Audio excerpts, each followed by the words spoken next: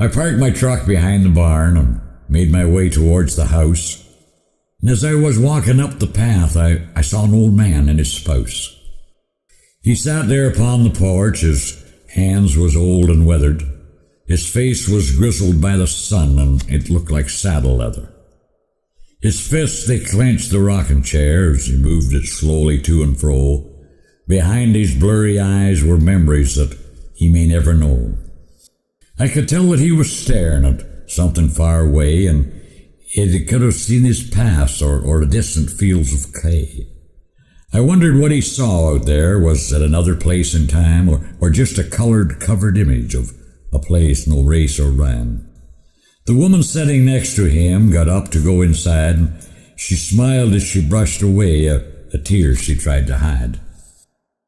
He strained his eyes and looked at me. I wondered who he was, and the expression on his face was enough to give me pause. I said, "My name's Robert," and he said, "My name's Robert too," and he struck out that old weathered hand and said, "How do you do?" "Do I know you, young fella? Have you been this way before?" I said, "Yes, sir, a time or two. Help out with the chores." I wanted him to talk to me, so I looked at him and said, "Why don't you tell me what it's like out here on the spread?" He said, "We're not all ranching folks. Are you rancher too? I've worked my share of cows, but not near as much as you." He said, I ain't sure just how I started. I really can't recall, but I've been a rancher all my life, and I guess I've done it all. A cowboy's life ain't easy. It's hard and lonely too, and it takes every ounce of strength you got. Just do what you gotta do. And just when you catch your breath and you think your chores are done, you realize there's more work to do before the setting sun. Cowboys ain't for the weak of heart, and ain't for them ain't got try.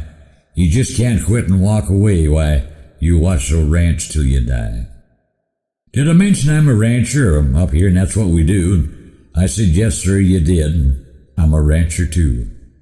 I guess that it don't matter. I'm grateful now and then.